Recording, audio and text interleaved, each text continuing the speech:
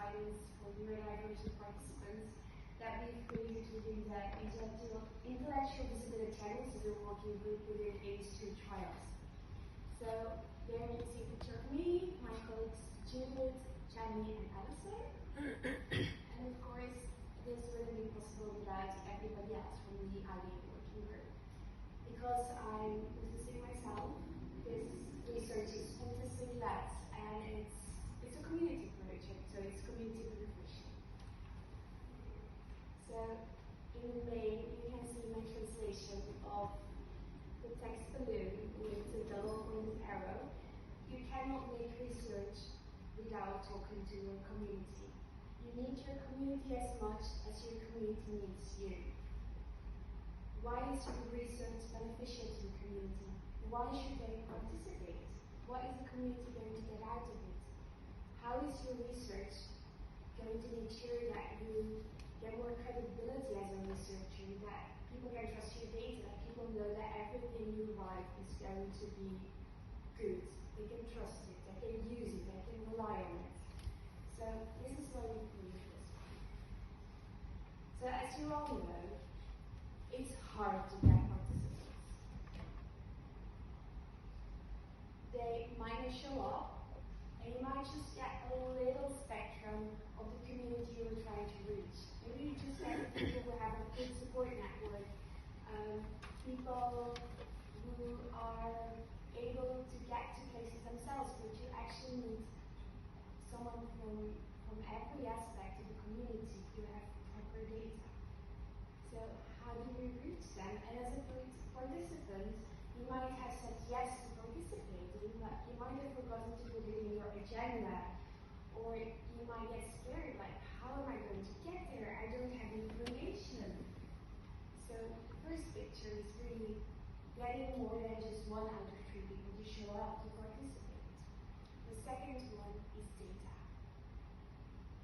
As a community, it's important that research is done and is beneficial to us, and we know how to use it. But as a researcher, it's really important to have good data, to do good research, to retain your credibility, to build it up.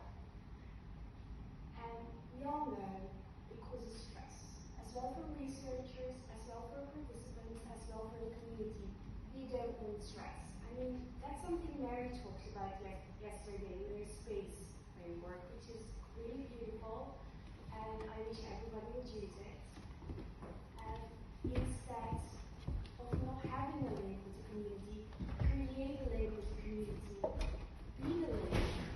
Be there. Be known as someone who can be trusted. Be known as someone who is clear in communication. That you know, hey, if I work together with this researcher, I know that they will support me all the way.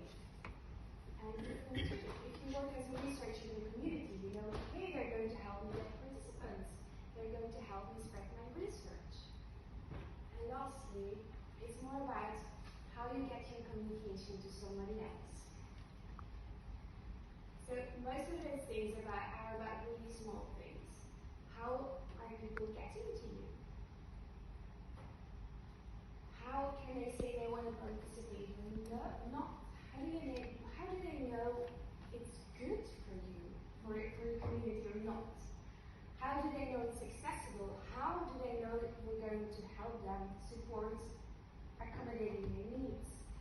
How do they know when to contact you, how to contact you, if you will follow up? So we created flows as well for the researcher as for participants.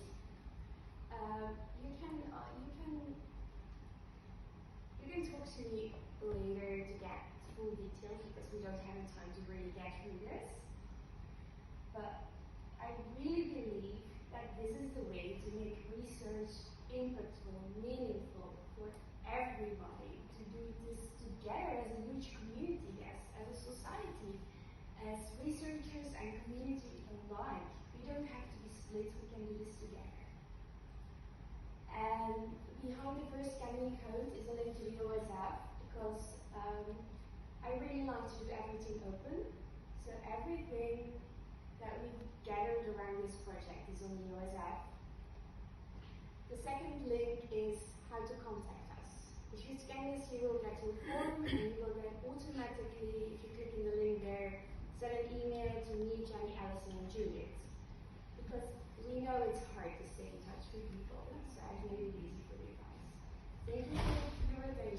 and